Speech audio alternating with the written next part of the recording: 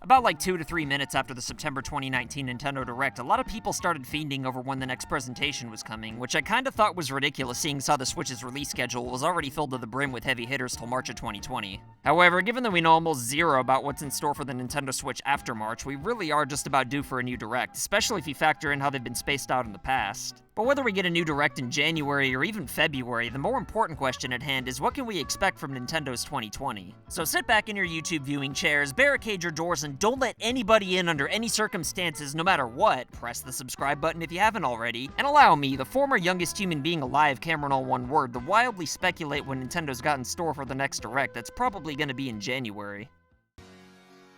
Alright, so ever since Senior Reggie retired as the video game president of the world, I don't have an inside source at Nintendo anymore, so I can't say that I know for sure we're getting a Direct in January, but I think it's highly likely if you connect all the dots. Like I said, we really don't know a whole lot about future Switch games past what's coming in March, so assuming Nintendo does have more games for 2020, which I'd imagine they do, we're definitely gonna need to know a bit more before Animal Crossing's release. It makes sense we wouldn't need another Direct in 2019, seeing as how the holiday sales don't exactly need a boost, but once all the hype dies down, Nintendo's definitely gonna have to create more buzz. And you know what better time is there to create buzz than in January when the hype for pretty much everything's died down?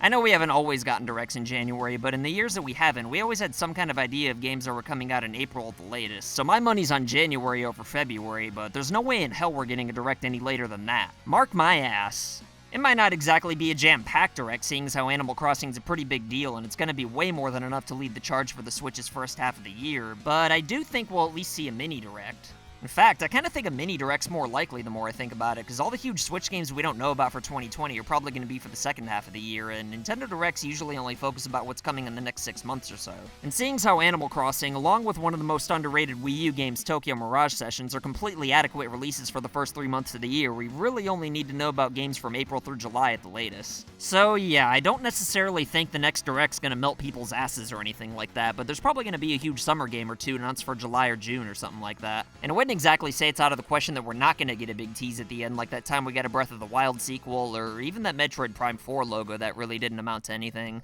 Whether or not we get a glimpse at something beyond the summer's up in the air, but I'd lean more against us getting something as big as Mario Odyssey 2 just yet. One thing I can say for certain, though, is that we're probably gonna get an assload of third-party ports, which is pretty cool, but I'd pray to the great Lord Cromdar that we see some more original third-party content, but I'm not gonna hold my breath over that, at least not in the January Direct anyway. As far as Nintendo themselves go, though, there are still a few Wii U ports left in the tank for a rainy day, and I know a lot of people get frustrated to hear that, but at this point, you might as well just bring the rest of them over, seeing as how there's only like 8 or 9 left anyway. And besides, the Wii U only sold 13 million units compared to the Switch's 41 million and counting, which leaves 28 million new people who can enjoy games that were honestly really good. The numbers don't lie! And even if you're one of the 5 people who did own a Wii U, there's a good chance you didn't play all the notable games, and there's probably a good chunk of people out there who did play them and still want to buy them again anyway. Especially since most of the ports have a few extra perks thrown in for good measure. Now, is Nintendo a dick for charging $60 for games that are over 4 years old? Well, technically no, since these games had a lot of hard work put into them and only failed because the console they were on dropped the ball. Plus, people are agreeing to pay $60 of their own free will, but with all that being said, yeah, it is a little dickish. Especially for Tropical Freeze, since it actually costs more on the Switch.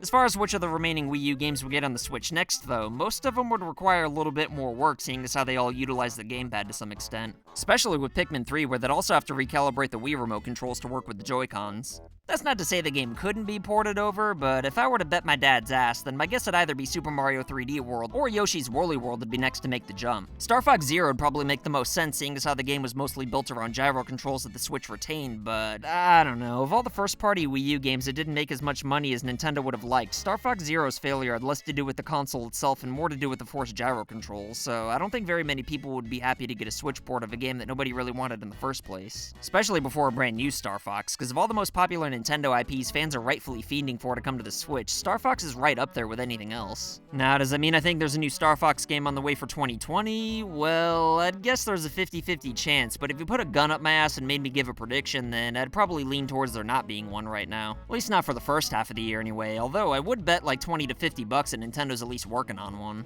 And I want to say the same thing for F-Zero, but then again, I have no idea what the holdup for another game's been this whole time in the first place, so it's probably best to not expect one and then be pleasantly surprised rather than set yourself up for disappointment for a 16th year in a row. I know there's already an assload of racing games on the Switch as it is, and admittedly, I've never really played any of the F-Zero games all that much, but from what I played of F-Zero GX, it definitely holds up and stands out today. So I'd think making a new game would be really easy to do given how much potential there is, even on the Switch's hardware. The problem with the new game seems to be that apparently Shigeru Hot Stuff Miyamoto doesn't think there's much left to be done with the series, but given how many Mario Kart games there are, I think he's either being lazy or just doesn't like F-Zero. Speaking of Mario Kart though, the series is in kind of a weird place on the Switch right now with Mario Kart 8 Deluxe. I mean, none of Nintendo's past consoles have ever had 2 Mario Kart games if you don't count the Virtual Console and things like that, but they've also never had Mario Kart ports either, which begs the question of whether or not we'll get a Mario Kart 9 on the Switch at all. Personally, while I'd love Mario Kart 9, I'd kinda rather Nintendo just use the effort on something different, cause I honestly think Mario Kart 8's just fine. I mean, sure, it'd be awesome to get a Nintendo Kart with more non-Mario characters, or even a Double Dash 2 for that matter, but from a business standpoint, Mario Kart 8 still sells out the ass, so why render it useless with an update when you can just ride the wave and make a totally new game and give the Switch more variety? Well, I mean, cause Mario Kart 9 would probably make Nintendo way more money than pretty much anything else it could put out, yeah, but most Mario Kart games come out relatively early in a console's life anyway, and the Switch is already 3 years old, so if we haven't gotten a new Mario Kart game by now, then I wouldn't bet on a new one at all, at least not for a January Direct anyway.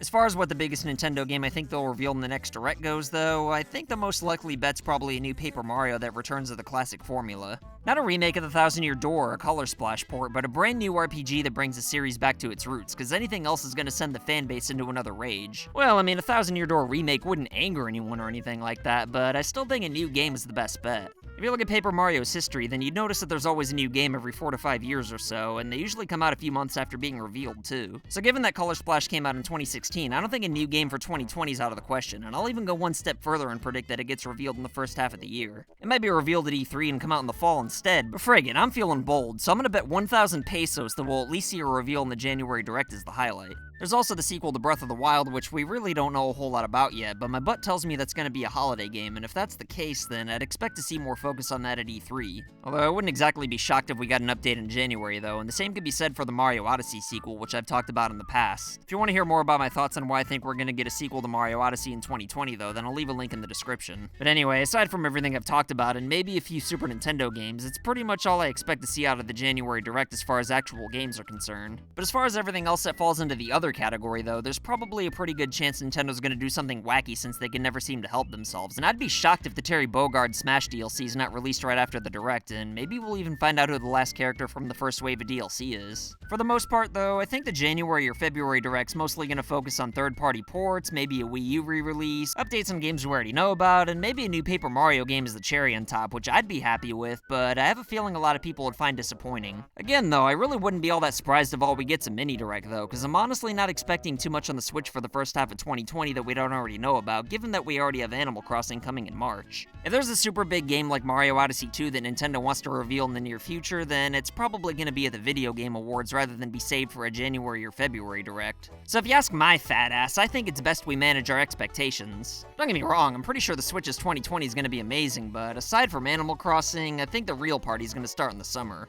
But anyway, enough of my wild internet speculation though. What do you think's going to be in the next Nintendo Direct? Do you even think we're going to get one anytime soon at all? And more importantly, what unannounced Switch games do you want to see the most? Either way, let me know what you think in the comments below, and I'll try my goddamnedest to respond to everybody. But let me tell you, if there's 2 people I hope get mentioned in the next Nintendo Direct, then it would definitely be today's patrons of the day, Red Jar and John Brennick. If you want to be badasses like these two, then consider supporting FU Game Crew on Patreon for loot boxes in the mail and other wacky rewards. And if you want to make a cameo, then send pictures or videos of you rocking any FU Game Crew merch like these legendary human beings you see before you. As always, like and share this video anywhere on the internet to help this channel grow. And if you want to prove that you're not down with registered sex offenders, then go ahead and press the subscribe button if you haven't already. My name's Cameron, all one word, and I'll be back with more videos soon. So I want to say thank you to your loyalty. Thank you for your support.